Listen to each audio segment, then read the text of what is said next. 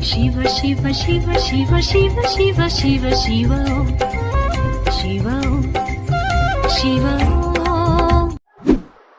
அனைவருக்கும் வணக்கம்.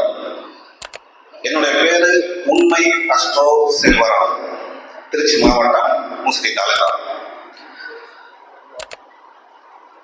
என்னுடைய சொந்த கருத்துக்களை சில கருத்துக்களை பேசலாம்னு இருக்கேன்.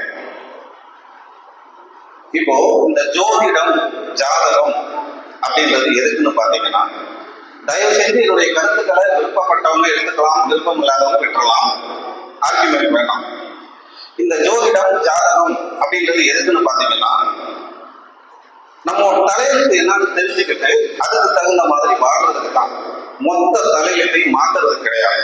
உலகத்துல யாராலையும் மொத்த தலையெழுத்தையும் யாருக்கும் மாத்தி கொடுக்க முடியாது, மாற்றவும் முடியாது.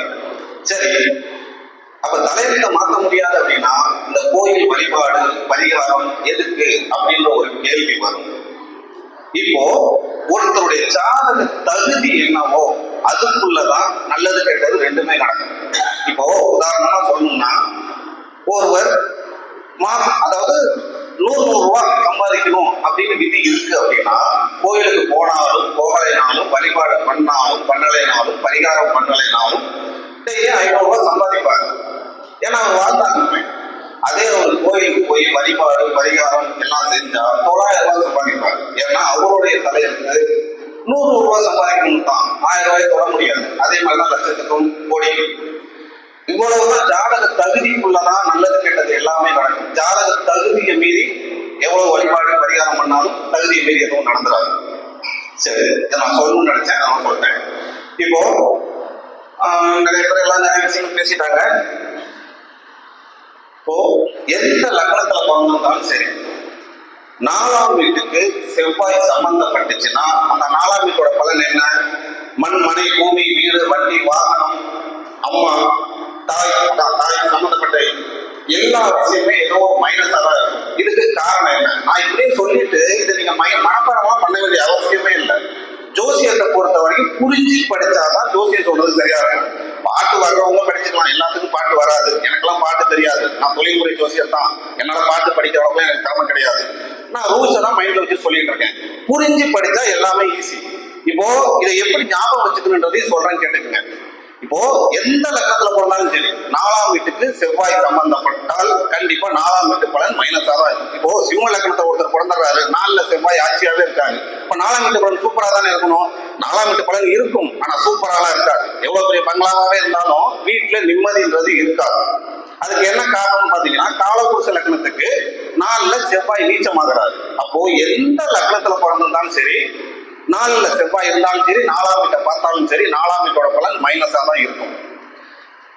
அடுத்ததா, இப்போ காலபுருஷ லக்னத்துக்கு 2ஆம் அதிபதி 6ல நீச்சமாகிறாரு.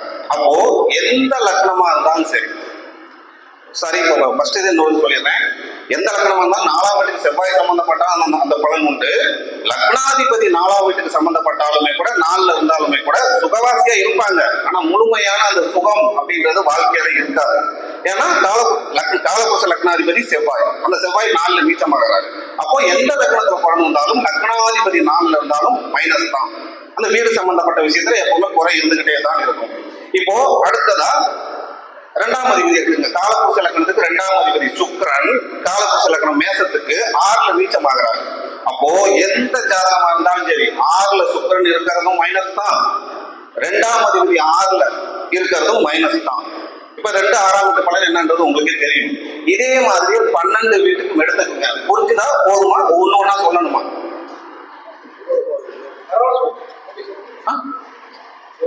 எல்லாமே சொல்ல.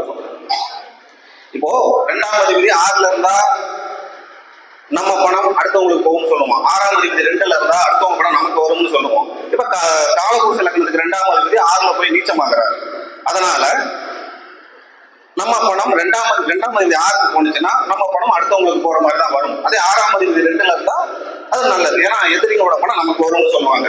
இப்ப 2ஆம் வீட்டுக்கு சொல்லிட்டேன். இப்ப அடுத்ததான் 3ஆம் வீட்டுக்கு பாருங்க. காலபுருஷ லக்னத்துக்கு 3ஆம் அதிபதி காலபுருஷ லக்னத்துக்கு 12ல நீச்சமாகிறார். அப்போ 3ஆம் அதிபதி 12ல இருந்தால் 12ஆம் வீட்டோட பலன் என்ன? முதலீடு. விரயம்னு சொல்லலாம், நெகட்டிவ் பலன் சொல்லணும்னா விரயம்னு சொல்லலாம், பாசிட்டிவ் பலன் சொல்லணும்னா முதலீடுன்னு சொல்லலாம். அப்போ எந்த லக்னத்துல பிறந்திருந்தாலும் 3ஆம் அதிபதி 12ல இருந்துச்சுன்னா முதலீடு போட்டு சொந்த தொழில் எதுவும் செய்யக்கூடாது. இது 3ஆம் வீட்டு பலன் என்னென்ன இருக்கோ அது எல்லாத்தையுமே வச்சுக்கோங்க. இப்போ இது காலபுருஷ லக்னத்துக்கு வச்சுக்கலாம்.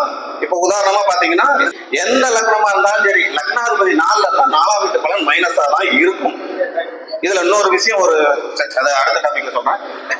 எந்த லக்னமா இருந்தாலும் சரி, 2ஆம் அதிபதி 6ல இருந்தால் 2ஆம் வீட்டு பலன் மைனஸா தான் இருக்கும். அந்த மைனஸ் வரைக்கும் சொன்னா போதும்ல. அந்த ஒவ்வொரு பாவகத்துக்கு காரகத்துவ பலன் உங்களுக்கே தெரியும், கிரகத்துடைய காரகத்துவ பலன் எல்லாத்துக்கும் தெரியும்ல. அதை சொல்லி டைம் ஓட்ட வேணாம். இப்போ 3ஆம் அதிபதி எந்த லக்னமா இருந்தாலும் சரி, 3ஆம் அதிபதி 12ல இருந்துச்சுன்னா இந்த 3ஆம் வீட்டு பலன் எல்லாமே மைனஸா தான் இருக்கும்.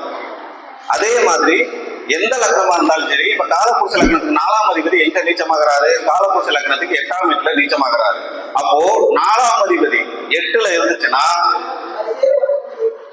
இந்த 4ஆம் வீட்டு பலன் எல்லாமே மைனஸ். அப்படின்னா ஒவ்வொருத்தருக்கும் ஒவ்வொரு மாதிரி மைனஸா இருக்கும். இப்ப எல்லாத்துக்குமே 4ஆம் மேச லக்னத்துல பிறந்திருந்தாலும் 4ஆம் அதிபதி போய் 8ல இருக்காரு அப்படின்னா எல்லாத்துக்கும் ஒரே டிகிரி கணக்குல இருக்க மாட்டாரு, ஒரே நட்சத்திரத்துல இருக்க மாட்டாரு, ஒரே பாதத்துல இருக்க மாட்டாங்க. அந்த டிகிரி ஒருவேளை பிரித்திவ் டிகிரியில இருக்குன்னா சொந்த வீடே அமையாது, அமைஞ்சாலும் குடியிருக்க முடியாது. அந்த மாதிரி அமைப்பு தான் வரும். அப்போ 4ஆம் வீட்டு பலன் எல்லாமே மைனஸா தான் இருக்கும். இப்போ எந்த லக்னமா இருந்தாலும் சரி, இப்ப காலபுருஷ லக்னத்துக்கு பாருங்க, 5ஆம் அதிபதி 7ல நீச்சமாகிறாரு. எந்த லக்னத்துல பிறந்திருந்தாலும் 5ஆம் அதிபதி 7ல இருந்தா கல்யாணம் லேட்டா தான் நடக்கும். நீங்க எத்தனை ஜாதகம் வேணாலும் எடுத்து பாத்துங்க, 5ஆம் அதிபதி 7ல நீச்சமாயிருந்தா லேட் மேரேஜ் தான். ஒருவேளை 5-7 பரிவர்த்தனை ஆயிருந்தாலும் காலபுருஷ லக்னத்துக்கு 5-7 சூரியன் சுக்கிரன் ரெண்டும் ஒருத்தருக்கு வேதகம். சுக்கிரன் வந்து சூரியனுக்கு வேதகம். அதனால எந்த ஜாதகமா இருந்தாலும் 5-7 பரிவர்த்தனை ஆயிருந்தால் கண்டிப்பா கல்யாணம் லேட்டா தான் நடக்கும். 7ஆம் வீட்டு பலன் பாதிக்கும். இப்போ 3ஆம் வீட்டுக்கு சொன்ன மாதிரி தான் எந்த லக்னமா இருந்தாலும் 6ஆம் அதிபதி 12ல இருந்தாலும் நிலையான உத்தியோகம் அப்படின்றது அமையாது. அப்படியே அமைஞ்சாலும் ஒரே இடத்துல வேலை பார்த்தாலும் ஒரே வேலையை பார்க்க மாட்டாங்க, அடிக்கடி வேலை பார்க்கணுன்றது வந்துட்டு தான் இருக்கும். நான் சுருக்கமா சொல்லிட்டு போறேன், அந்தந்த வீட்டுல என்ன பலன் இருக்கோ அதை வச்சு நீங்க எடுத்துக்கங்க. எந்த ஜாதகமா இருந்தாலும் சரி, 7ஆம் அதிபதி 6ல இருந்தாலும் கல்யாணம் லேட் ஆகும். கல்யாண வாழ்க்கை பெருசா சொல்ற மாதிரி சுகம் சந்தோஷமான அமையாது. அதுக்கு காரணம் என்ன? காலபுருஷ லக்னத்துக்கு 7ஆம் அதிபதி 6ல நீச்சமாகிறாரு. இப்ப 7ஆம் அதிபதி 12ல உச்சமாகிறாரு. அப்ப 7ஆம் அதிபதி எந்த லக்னமா இருந்தாலும் 12ல இருக்கிறது கூட நல்லது. ஆனா 6ல இருந்தால் கல்யாணம் லேட் ஆகும், கல்யாண வாழ்க்கையில் சந்தோஷம்ன்றது எப்பவுமே இருக்காது. அடுத்தது 8ஆம் அதிபதி 4ல நீச்சமாகிறாரு காலபுருஷ லக்னத்துக்கு. அதே மாதிரி எந்த லக்னமா இருந்தாலும் 8ஆம் அதிபதி 4ல இருந்தா வாழ்க்கையில சுகம் சந்தோஷம் பெரிய அளவுல பார்க்க முடியாது. 9ஆம் அதிபதி காலபுருஷ லக்னத்துக்கு 10ல நீச்சமாகிறாரு. இப்ப எந்த லக்னமா இருந்தாலும் சரி, 9ஆம் அதிபதி 10ல இருந்தால் தொழில் சார்ந்த வகை சுய தொழில் சம்பந்தப்பட்ட விஷயம் அவ்வளவு சிறப்பா இருக்காது. 10ஆம் அதிபதி லக்னத்திலே நீச்சமாகிறாரு. 10ஆம் அதிபதி லக்னத்துல இருக்கிறது நல்லதுன்னு சொல்லுவாங்க. ஆனாலும் கூட லக்னத்துல 10ஆம் அதிபதி இருக்கிறது அவ்வளவு சிறப்பு கிடையாது. லக்னத்துல காலபுருஷ லக்னத்துக்கு 10ஆம் அதிபதி சனி லக்னத்துல நீச்சமாகிறதுனால 10ஆம் அதிபதி லக்னத்துல இருக்கக்கூடாது. 11ஆம் அதிபதியும் அதே மாதிரிதான். 12ஆம் அதிபதி கூட காலபுருஷ லக்னத்துக்கு 10ல நீச்சமாகிறாரு. அதனால 12ஆம் அதிபதி 10ல இருக்கிறதும் அவ்வளவு சிறப்பா இருக்காது. இந்த கான்செப்ட் போதுங்களா? அடுத்த கான்செப்ட் பேசலாமா? ஓகே. இப்போ சார பரிவர்த்தனை, இப்போ கிரகங்கள் ஒவ்வொரு வீட்டுல இருந்து ஒரு வீட்டுக்கு பரிவர்த்தனை ஆகும், அதான் பார்த்திருப்பீங்க. இப்ப சார பரிவர்த்தனை ஜாதகத்துல பார்த்திருப்பீங்க. இப்போ ஒரு கிரக உதாரணமா குருவும் புதனும் சார பரிவர்த்தனை இருக்காங்கன்னு வைங்களேன். இப்போ குருவுடைய காரகத்துவம் என்ன? தனக்காரகன். மெயினானது என்னவோ அதை எடுத்துக்கணும். புத்திரக்காரகன், தனக்காரகன். புதனுடைய காரகத்துவம் என்ன? கல்வி. இப்போ எந்த லக்னத்துல வேணாலும் பிறந்திருக்கலாம், குருவும் புதனும் எந்த 6-8 பலன்ல கூட இருக்கலாம். ஆனா சார பரிவர்த்தனை ஆயிட்டா புதனுடைய காரகத்துவ பலன் என்ன? கல்வின்றது கண்டிப்பா கிடைக்கும், படிச்சு பட்டம் வாங்கிடுவாங்க. நீங்க 2ஆம் வீடு 4ஆம் வீடு அதெல்லாம் எதையுமே பார்க்க வேண்டிய அவசியம் கிடையாது. அடுத்தது குருவும் புதன் 2 பேரும் தான சார பரிவர்த்தனை. அதனால என்ன ஆகும்னா குருவுடைய காரகத்துவம் என்ன? தனம், வருமானம். கன்ஃபார்ம் லட்சக்கணக்கில் சம்பாதிப்பாங்க, அதுல எந்த மாற்றமும் கிடையாது. இப்போ இந்த சார பரிவர்த்தனை ஆனதுனால இந்த கிரகத்துடைய காரகத்துவ பலனும் நல்லா இருக்கும், இந்த கிரகத்துடைய ஆதிபத்திய பாவக பலனும் ரொம்ப சூப்பராகவே இருக்கும். ஆனா இதுல வந்து யோகியோட நட்சத்திரமா 2 பேர்ல யாரோ ஒருத்தர் இருந்து சார பரிவர்த்தனை ஆயிருந்தா இது கொஞ்சம் அதிகமா நடக்கும். ஒருவேளை யோகியா இல்லாமல் இருந்தால் இந்த பலன் கம்மியா இருக்கும். ஆனா படிச்சு பட்டம் வாங்கிடுவாங்க, பணமும் சம்பாத்தியம் வாழ்க்கையில அதிகமா வரும். இதை உதாரணத்துக்கு சொன்னேன். அதே மாதிரி வேற எந்த கிரகமா இருந்தாலும் சரி, சார பரிவர்த்தனை ஆகிட்டால் அது எந்த வீடு ஆதிபத்தியமா இருந்தாலும் சரி, அந்த கிரகத்துடைய காரகத்துவ பலன் ரொம்ப ரொம்ப நல்லா இருக்கும். இது புரிஞ்சுதானா? ஓகே. இப்போ உதாரணமா புதனும் கேதுவும் சார பரிவர்த்தனை ஆயிருக்காங்கன்னு வைங்க. புதனுடைய காரகத்துவ பலன் என்ன? கல்வி. கேதுவுடையது என்ன? ஞானம். இந்த ரெண்டுமே அவங்களுக்கு சூப்பரா இருக்கும். அது எந்த லக்னத்துல ராசி நட்சத்திரத்துல பிறந்திருந்தாலும் சரி. சரி, இப்போ மற்ற சில பாயிண்ட்ஸ் மட்டும் சொல்றேன். ஒரு ஜாதகத்தை பார்த்த உடனே இந்த ஜாதகம் கண்டிப்பா தேரும் தேராது அப்படின்னு எப்படி சொல்றது? 1, 9, 10ஆம் அதிபதிகள் 3, 6, 8 பன்னெண்டுல இல்லாமல் இருந்தால் அது நல்ல ஜாதகம். 1, 9, 10ஆம் அதிபதிகள் 3, 6, 8 12 இல்லாம இருந்தா அது நல்ல ஜாதகம். லக்னத்துக்கு 10ல ஏதோ ஒரு கிரகம், சந்திரனுக்கு 10லயும் ஏதோ ஒரு கிரகம், அந்த மாதிரி இருந்தாலும் அது பிச்சைக்கார வீட்டுல பிறந்ததால அவன் கண்டிப்பா வாழ்க்கையில லட்சாதிபதி அல்லது கோடீஸ்வரன் கண்டிப்பா ஆயிடுவாங்க. லக்னாதிபதி 9ஆம் அதிபதிக்கு லக்னாதிபதி 5, 9, 11ல இருந்தாலும் ஏழையான வீட்டுல பிறந்திருந்தாலும் அவனுடைய மரணம் வரும்போது கண்டிப்பா அவன் பொருளாதாரத்துல மிகப்பெரிய அளவுல இருப்பாங்க. இது நல்ல ஜாதகத்தை பார்த்த உடனே நல்ல கடைசியா சொன்ன பாயிண்ட். ஓகே. எந்த ராசி நட்சத்திரம் லக்னத்துல வேணாலும் ஒருத்தர் பிறந்திருக்கலாம். 9ஆம் அதிபதிக்கு லக்னாதிபதி 5, 9, 11ல இருக்கணும். அப்படி இருந்தா ஏழையான வீட்டுல பிறந்திருந்தாலும் அவன் மரணம் வரும்போது, அதாவது கடைசி காலத்துல கண்டிப்பா பொருளாதாரத்துல பெரிய அளவுல வந்திருப்பாங்க. ஓகேவா? ஓகே.